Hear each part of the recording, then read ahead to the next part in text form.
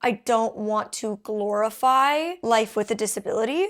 I don't want to show only the good things without recognizing like all of the challenges that go into experiencing those good things.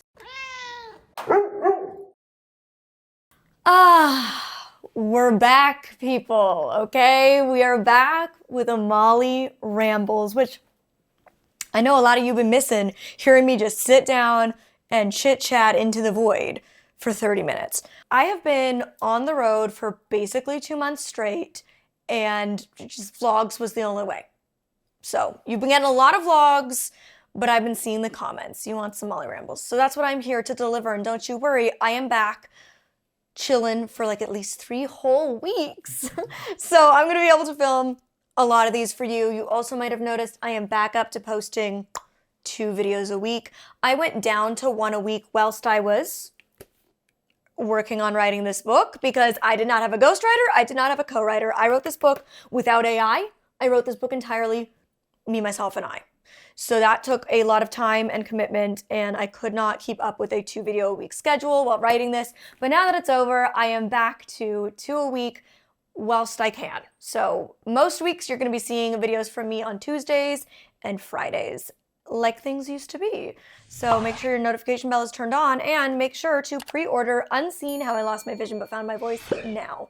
Anywhere that you buy books, links are always in the description box. I just finished recording the audiobook last week, so everything's happening, you guys. September 23rd is right around the corner.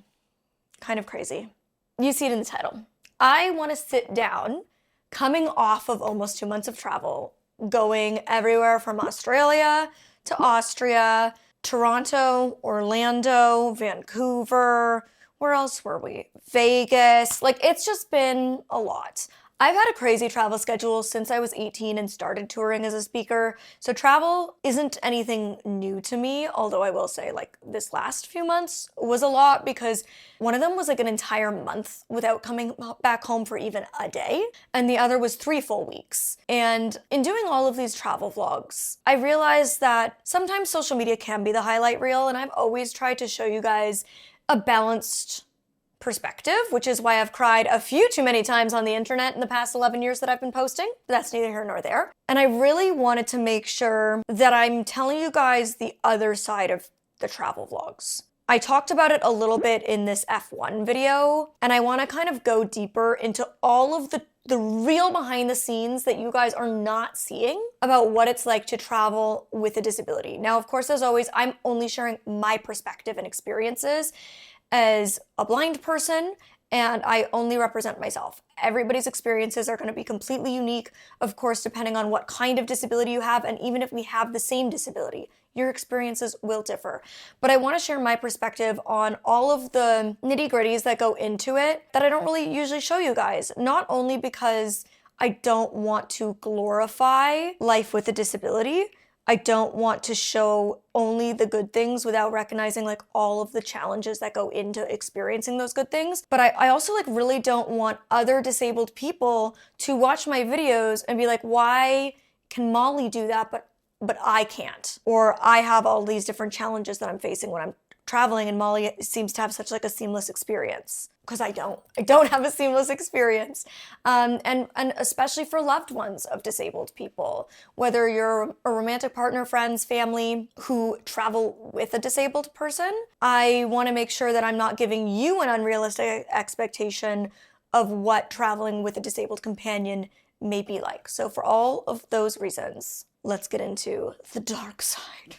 So logistically, there's so many more things that I have to think about and consider, and way more hoops to jump through. If I'm traveling with my guide dog in particular, even within North America, but let's say I'm going somewhere like Europe, the amount of phone calls, vet visits, paperwork, and that's in part why a lot of times I no longer bring my dog when I am going to Europe, because it's so much work, it's so complicated, it is so stressful. Every single time that I brought Gallup, I had this fear that I was going to land and be denied access because I did something wrong.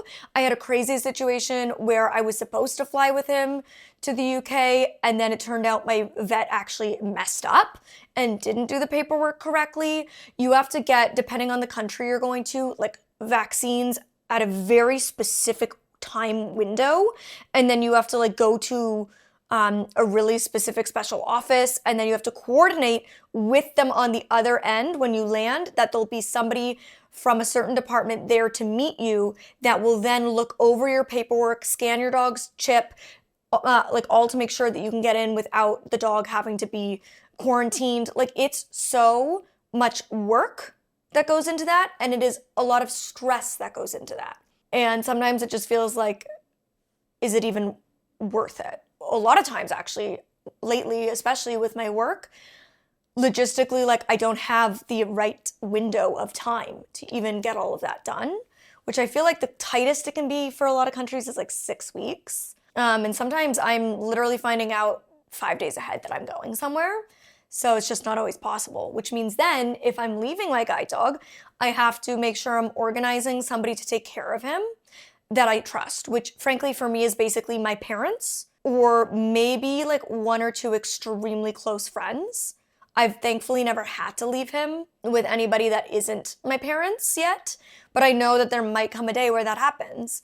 And I have like 2 people in my head who I would trust, but beyond that, never in a million years with my guide dog would I send him to like a kennel or a vet, like one of those like dog hotels.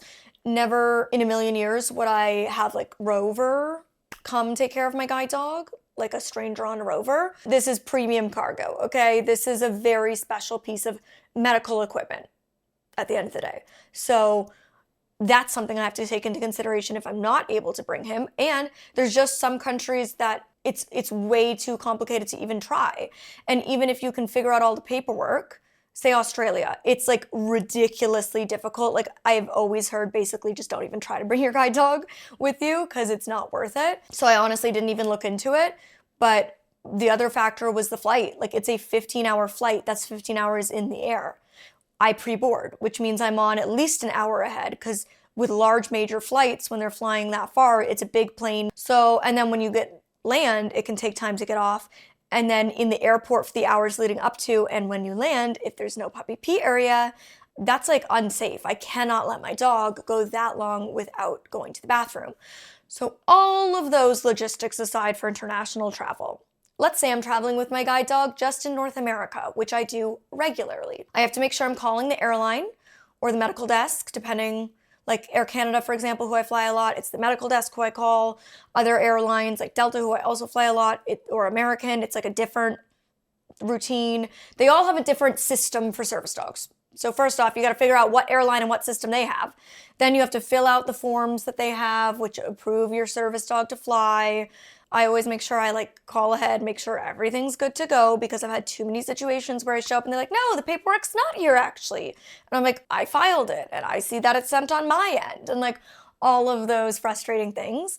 Then I also have to make sure that I'm getting a seat that's going to accommodate him, especially if I'm traveling on my own. So if I'm solo traveling and I don't have somebody like my partner sitting next to me, then truly my dog has to fit under just my seat exclusively. And I have a big boy. He's a Bernese Mountain Dog and a Labrador Cross. He is big boned. And I swear to God, airplanes are getting smaller and smaller and smaller. So I need to make sure that I am bumped up to a seat that accommodates us, or that I pay out of pocket for a seat like premium economy or business that will be big enough for him to comfortably sit. It's not as stressful if I do have somebody sitting next to me that I know, because I know that they won't mind if he impedes their space a little bit, the way I can't guarantee that if it's a stranger, and I don't want my dog impeding on a stranger's space, even if they are okay with it, because I would feel bad. So all of that to consider. If he's coming, I also have to think about packing a bag for him. So I have to make sure I've counted out all of the meals. I always pack enough food for him, and then at least an extra day of food, because you never know what can happen. He's on a specialized food, so I can't just like run out and grab canned food anywhere. I need to make sure I have his food. So I always make sure I pack all of his meals in individual bags to make it easy when I'm on the road. He also takes certain supplements every single day, so I make sure that I'm bringing all of his supplements. I make sure that I'm bringing at least one toy for him, so that when he's not working, he can de-stress. I try to make sure that I'm always calling the hotel ahead of time to make sure that they put me in a room that is not too far from an exit or on too high a floor, because I want to make sure that when my dog needs to go to the bathroom, I'm able to quickly and easily get him out. So ideally I'm not like on floor 15, like 5 hallways away from the elevator. That's another thing I consider. I also always consider how close is somewhere that I could get him to go play. I really like to give him playtime, free time. So is there like a park nearby or a doggy area nearby that I can walk to or quickly Uber to that's not going to be too out of the way? So if we have like a long day of meetings or a long flight, I'm able to then get him somewhere where he can blow off some steam and run around. So these are all the logistics if I'm traveling with my guide dog that I have to consider. And none of that is just on being blind. Me being blind has all these separate considerations. I also think about the weather, like where I'm going, is the weather going to be conducive to him? Austria is an example of somewhere I didn't take him as well for a variety of the reasons I've already touched on. But another thing that I'm so happy I didn't have him was that it was an extreme heat wave. Almost nowhere we went had AC. And we were out for like long days in the pure sun with no AC, no access to any like cold air or breaks or even shade at times. And that would just straight up be unhealthy and unsafe for my dog. It was borderline unhealthy and unsafe for us. So, and again, he's a mountain dog, like he's got long, thick fur. So that's another thing I consider is like, is my schedule, what we're doing, where I'm gonna be, the weather, like even conducive and safe to bring him. If I'm gonna be sitting on a beach all day for 10 hours, that is not what I would consider like a good space to bring him. And then if I'm going with or without him, there's all of just the logistics for me as a blind person that I think about. The biggest thing for me is the mental load. How mentally exhausting traveling to unknown destinations is, even when I'm traveling with somebody. If I'm traveling on my own, it's all sorts of other stressors. Will the person sitting next to me on the flight be nice? Like, if I need help with something, if I need to ask a stranger for help, will they be nice? If I'm flying alone with my dog, will the stranger next to me be grumpy? Because I've had too many experiences where the person sitting next to me gets really grumpy, and it's like so uncomfortable and so embarrassing, and it makes me feel so awkward and so bad about myself. I've had situations where when I'm traveling alone multiple times, the person assigned at the airport to help me forgets about me, and I either almost miss my flight or do miss my flight. I have had so many experiences that just like had now given me anxiety when I do travel alone. I also like won't drink as much water so that I don't have to go to the bathroom because I don't want to have to ask a stranger to help me or be anxious about it. So yeah, it's just all those things. And then when I am traveling, again, like even with somebody, with Elton, with my partner or my mom or an assistant, I'm going through all of these spaces that I don't know. So I do not have as much independence or autonomy. I do have to rely on people more, which like isn't a good feeling. I don't like having to ask other people to help me with stuff. And I am constantly battling like changing one hotel room to another. In Australia, we were there for 3 weeks and I think we were in 6 hotels in 3 weeks. So every few days, I had to find everything by touch in an unknown environment, pack up my bag, lug it to another unknown environment with my cane, which is not my preferred mobility aid that I'm not used to using. So I'm already like more stressed, more anxious, not as confident and capable. Get to a new hotel room, learn and memorize that layout, unpack everything to a place where I'll remember where it is in this hotel room, and then continually do the same thing every couple days for 3 weeks, whilst dealing with time changes, airports. We went on, I think, 1, 2, 3, 4, 5, 6 flights in those 3 weeks as well. So just like so many logistics, unknown airports, navigating busy environments, it is a lot of mental fatigue. And that mental fatigue turns into physical fatigue. What you didn't see in those Australia vlogs is that at 5 p.m., when we got back from work and we were at the hotel room, we didn't leave. I wasn't going out for dinners. I was like ordering room service, or I was eating snacks and going to sleep at 8 every single night and not waking up till 8 the next day because I was so exhausted. And oftentimes when I get home from these long bouts of travel, I am on my back for like multiple days. I am completely burnt out. I am very exhausted, mentally, emotionally, physically. Like it takes everything out of me doing all of this travel. And I can't always do all of the things that I know I would be able to do if I could see and if life wasn't so damn exhausting. But when you can't see, life is tiring. Using all of your other senses, especially in unknown environments, especially when I'm either thinking about this toddler in a harness that's with me and making sure his needs are constantly being met, or if I'm without him, the stress of not having the mobility aid that I'm used to and having to use something that I'm less confident in using, and all the fatigue that brings me.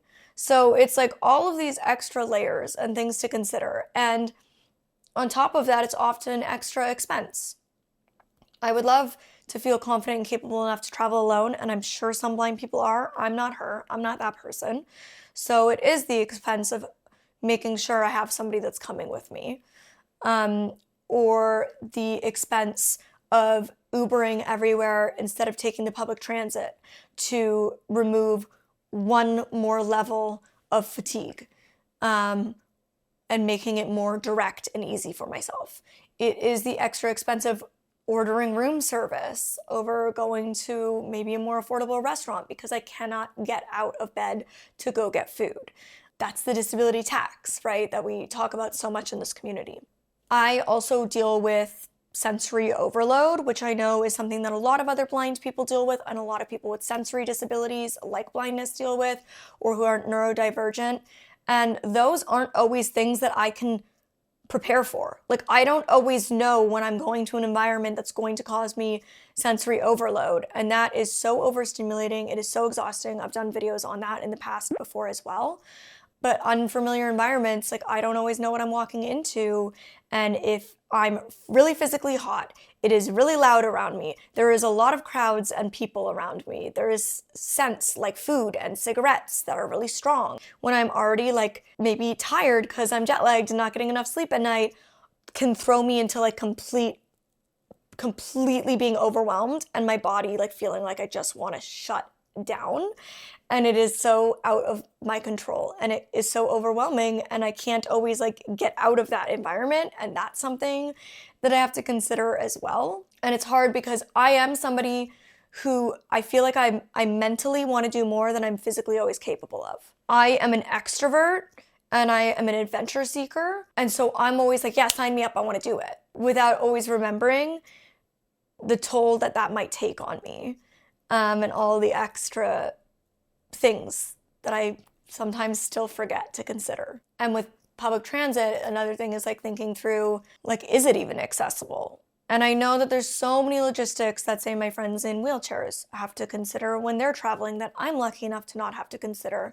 And so many other disabilities where you have tons of medications or medical equipment or times of day when you need to take structured breaks and all of these different things. So again, I'm just sharing like one perspective, and I'm certain there's things that I deal with when I'm traveling that I'm even forgetting now. My boyfriend just reminded me how often, especially recently, it feels like airlines just make up rules.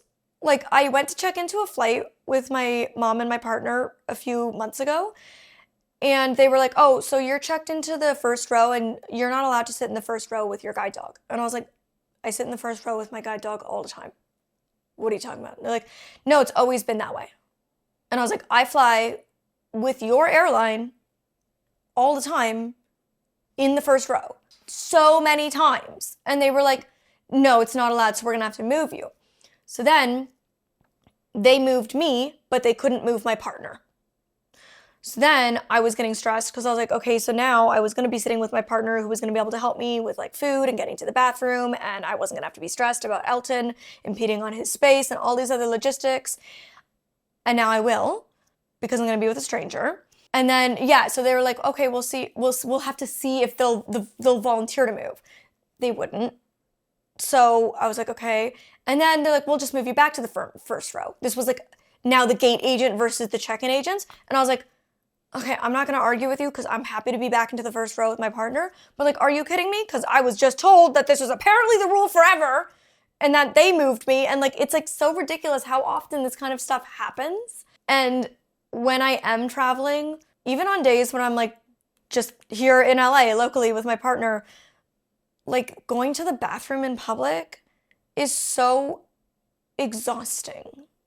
I feel like it could be a video of its very own. It is like one of the banes of my existence is places that do not have a separate family/disability bathroom.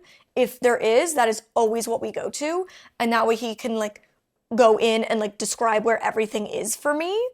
And it's just like a single standalone bathroom and I can like easily navigate it. But when I can't and I'm out with him and just him, he can't come into the women's room. I'm not about to go into the men's room. So I have to enter a women's room that I do not know on my own. And if I'm out for like a 10-hour day in Vienna, for example, the amount of times that I'm gonna have to pee because it's hot and I'm drinking water and I'm hydrating so that I don't get dehydrated and I don't get sick, I'm now having to pee all the time, which means I have to do this whole rigmarole multiple times over. Go into an unknown space. Is there gonna be a line? If so, where in the line do I stand? Because if I'm with my guide dog, frankly, my guide dog bypasses lines. He does not understand the concept of a line. He is like, Mom asked me to bring her to the stall. I bring her to the stall. So that's a whole awkward situation because when I'm with him, people often don't know that I'm blind. So I just look rude. I've had people get mad at me and I'm like, I'm so sorry, I didn't know. If I'm with my cane, I often have to like whack people to find the line, which is also awkward. If I'm in a country where they don't speak English and I don't speak their language, which I don't because I don't speak anything but English, and French dog commands, then I have to like try to awkwardly hope somebody speaks English and ask, is this a line? Am I in the line? Can you tell me when it's my turn? And then once it is my turn, I have to hope that if I do have Elton, it's the accessible stall that's open. If not, I then have to go stand outside of that while the other people use all the other stalls and wait for that to be open and go in there. And then once I'm in the stall, I have to find where is the toilet, which the bigger the stall, great for Elton, bad for me because more space for me to try to find the toilet. I can't see if it's dirty. So I always wipe it after I find where the hell the toilet paper is. Then I have to figure out what kind of flush it has. Is it a lever? Is it a button? Is it an automatic one? Sometimes I struggle to figure out what the lock is because some are twist, some are the bars, some are a latch that swing over. So many different things. Then when I get out, I have to listen for where the sinks are, find the sinks, find the soap. Is the tap like a pull-up? Is it 2 taps on either side? Is it one of those push buttons? Is it automatic? Does it even work? Where's the soap? Is it on the front? Is it on the side? Is it on the sink? Is it a pump? Is it automatic? Do that, find the hand towels. At this point, I often just wipe my hands on my pants because I am so stressed and exhausted. Just waiting for an empty sink when it is a full bathroom is stressful too because there's a bunch of women all standing at the sinks and I don't want to be rude, but I also want to make sure that I find a sink. It is so incredibly awkward for my social anxiety.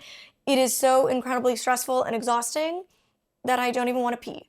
And then when I'm traveling, it's like everywhere I go is like that. Everywhere I go, all day. I actually made a video recently over on my short form platforms where I talked about this accessibility tool that made a bathroom experience in public so much better. I'm at the Guide Dog Center here in Australia.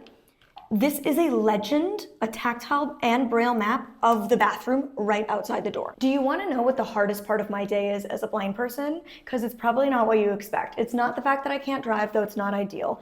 It is the fact that public bathrooms are all designed differently. Do you know how stressful it is when I have to pee in public on my own? My boyfriend leaves me at the door of the women's room and I have to walk into the great unknown. Is there gonna be a line? Where in line am I supposed to stand? When I find the toilet, well, first off, when I'm with my guide dog, I need the accessible stall. So I have to feel my way to the big stall. Then I get there, hopefully it's open. If not, I stand, I wait, I get in, I have to find where is the toilet paper? Where is the toilet? I have to hope to God it's clean because I can't see it. Then I have to find the flusher. Is it a pull? Is it automatic? Who knows? Then I have to find my way to the sinks. Where is the soap? Where is the dryer? Hello, we have found the solution. So up here, it says female and ambulatory toilet map. And then it tells me AT means it's the ambulatory, which means it's the larger accessible stall. T means toilet. Down here we have like D means dryer. So then I go here and I know that this stall would be the one that my guide dog and I would use because this is the AT, the bigger stall. Next to it, the 2 ones to the right are both normal sized toilets. Down here we have D, so this means it's the dryer for drying my hands. We have B, S, and B, which means I now know if I'm at the sinks, the soap is in between the two basins. I want this. Ooh, and I know, look, here, I walk in the door, so I immediately orient myself. Toilets are right in front, I would go far left. Right next to the door is gonna be my sinks. Like this is a game changer. This is a game changer. I want these everywhere. This is my plea. My next campaign, how to make toileting more accessible to everyone. So if you want more videos like that one that you don't see when I'm making long form videos, then make sure you follow me on all the platforms. I am on TikTok, Instagram, Snapchat, LinkedIn. I'm on LinkedIn. So come find me everywhere. I post every single day on those platforms. And I hope that if these are things that you struggle with your disability, that this makes you feel a little less alone and also maybe a little less stressed or bad about yourself. And I hope that if you travel with a disabled loved one, this gives you a little bit of insight into what they might be experiencing and why their experiences may differ from you, and allow you to maybe give some grace to them when they are dealing with a crash out, a burnout, sensory overload, or just like not having it. I promise, like, we often want to do all the things too, but sometimes we just have limitations and it sucks for us just as much as it might suck for you that we can't go out with you and do all the things. So comment down below if you have anything to add to this, if you relate to this, if you want to share your own experiences of traveling with your disability and what that looks like for you. I would love to hear it. As always, this is a space for conversation. And if you have any tips for me of how to combat any of these things, make life a little easier when I'm traveling, please help a girl out and let me know. Ooh, and also, you know I'm like a pharmacy when I travel, aren't I? Yeah. I have a big med kit with everything I could possibly need. And I always carry my snacks with me to make sure my blood sugar doesn't dip too low. Like, I always carry all the things. Gotta think about all the stuff. I definitely feel like I'm a certified mom when I travel. Anyways, until next time, you can click here to watch this F1 video I've referenced multiple times, or over here to watch one of our adventures in Australia. Bye.